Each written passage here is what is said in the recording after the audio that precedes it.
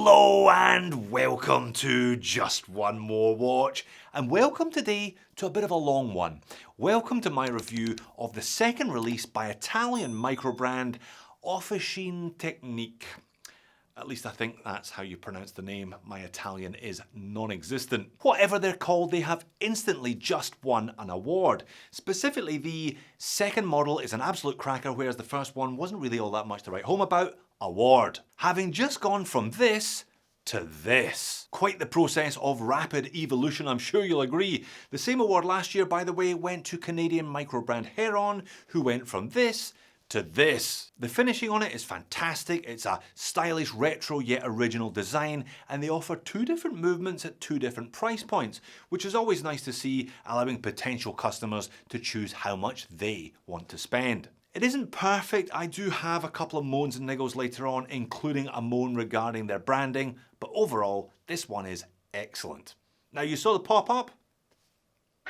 This video is sponsored by the brand. I will therefore leave, of course, a link to their website in the description of the video. They're currently taking pre-orders on these at a discounted rate, and they have been doing so for a few weeks now. They hope to deliver all watches just in time for Christmas this year.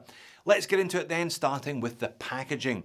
Now, I've seen plenty of brands offering the same watch with two different movements, but I've never seen the same watch with two different movements being offered with two different sets of packaging. One of these watches comes on a rubber strap and is powered by a Miyota 9000 series. It comes in a very nice box, but a box made of plastic.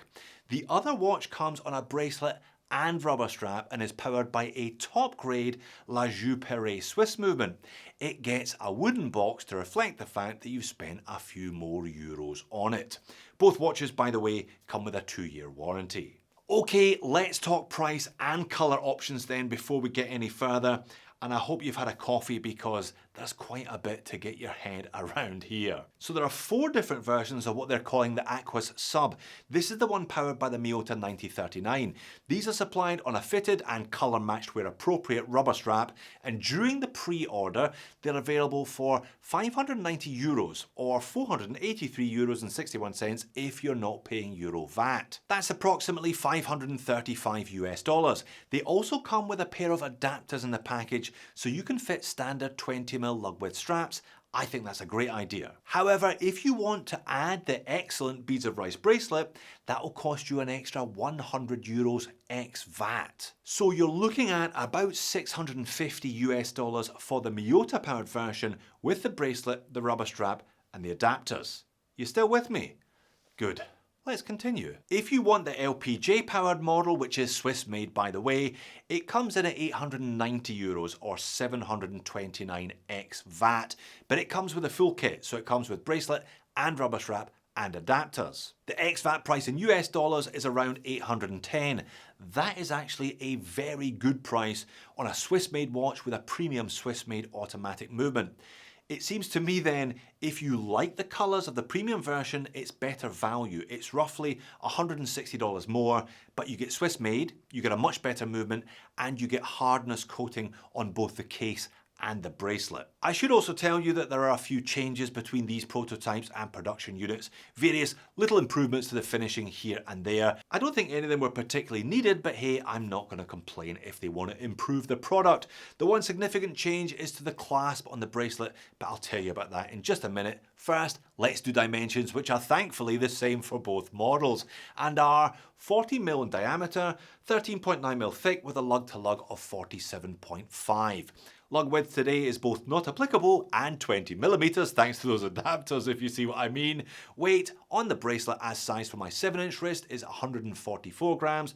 The rubber shaves almost exactly 50 grams off of that, coming in at 98. Crystal is a lovely piece of double dome sapphire with blue AR. Water resistance is 300 meters, and the movement, well, as discussed, you've got a choice of 2. And let's have a look at them then, starting with the 9039, which should be familiar to most of you by now. It's a 24 joule hacking and hand winding Japanese made automatic with a roughly 40-hour power reserve. It's a solid choice, but it does always feature a little bit of rotor wobble and a little bit of noise because it only winds in one direction. The more interesting choice of the two is undoubtedly the La Joux. This is a top grade version of the G101 caliber. It's Swiss made, it has tungsten rotor, blue screws and plenty of Côte de Genève finishing on the main plate. It's rated at plus or minus 7 seconds per day, so only just outside of cost parameters, and it has a whopping 68-hour power reserve.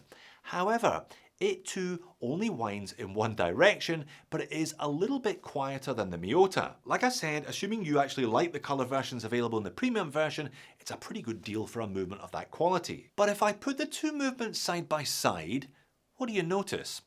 Well, I'm sure you notice they are very, very similar. Strange that, because LPG are owned by the Citizen Group that also owns Miyota. The G101 definitely based on the 9000 series blueprint with a few improvements. Oh, and by the way, double seals on that case back, so they're serious about their 300 meters of water resistance. Case finish is lovely. Very 1970s with those angled lugs, but it's all just so nicely done. There's a chamfer running from the tip of the lug all the way underneath the bezel to the tip of the other lug, plus there's the same little comfort chamfer undercut on the bottom edge of the case.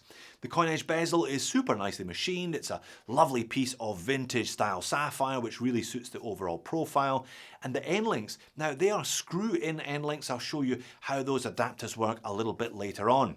Now on the crown side is the Compass logo. It's etched in there. It's not a particularly big crown, it's just under 6mm, but it is perfectly usable and is semi-guarded. Now, they are going to sharpen up the machining of those crown guards, but like I said, I would barely have noticed if they hadn't. The Swiss-made versions get a 1200 Vickers hardness coating, by the way, on the case and the bracelet. The Miyota models, it's just on the optional bracelet. Wherever they're getting these made is doing some really nice work. And it's the same with the bracelets as well. This is a lovely beads of rice, super smooth to touch. There's plenty of flex in there for comfort. It's a proper 7-link bracelet as well, and it tapers all the way down to 16 and back up to 18 at the clasp, very much in keeping with that whole kind of retro vintage theme. Screws hold it all together. There are chamfers on the upper edges and the lower edges for comfort. It's a really, really comfy watch on wrist.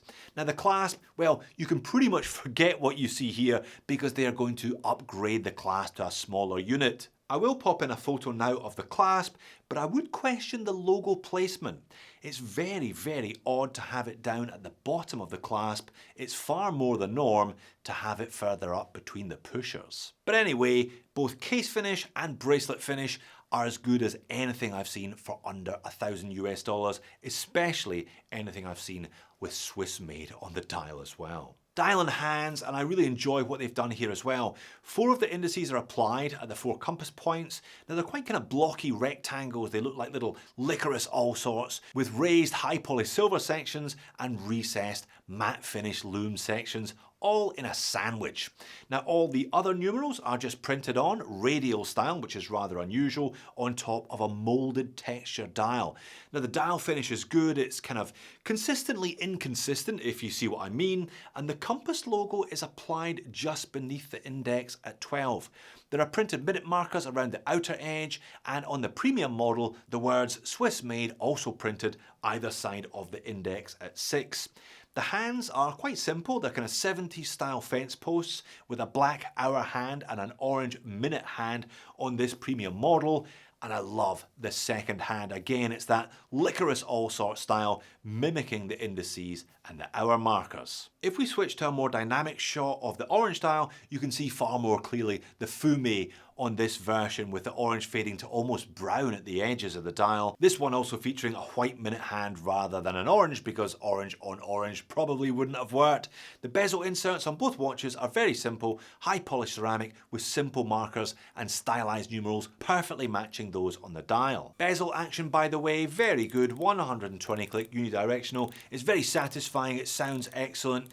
Not particularly easy to operate though, because the coin edge bezel, as well machined as it is not particularly grippy. Overall, 70s style watches are always a lot. They're always quite intense. Sometimes though they can be a bit too much, but I think they've got this one pretty much spot on. What about the loom? Well, it's a loom of 2 halves, Jim. Initially it looks awesome. C3 and loads of it, pretty much everywhere. but when I turn the speed up on it, it doesn't last nearly as long as I would hope that it would.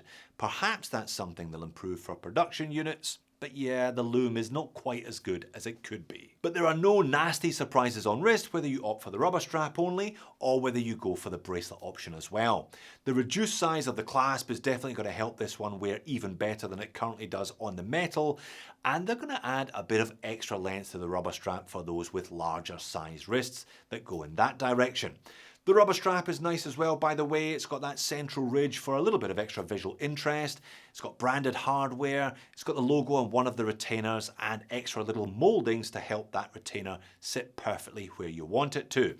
As you can see here on my average size wrist, the extra 1.5 cm is a good idea because it's a bit short on this prototype. Legibility will vary depending on which of the dial colours you go for. Perhaps unsurprisingly, I think the orange one is the more legible than the paler grey of the premium that I was sent, but overall it's pretty good, although there is quite a lot of flecto. I think that perhaps Officine Tecniche with their Aquas model have had a good look at the Oris Aquas when designing this case, because it definitely reminded me of that watch, but with a decidedly different overall look thanks to those 70s colours. And finally, this is what the watch looks like using those adapters.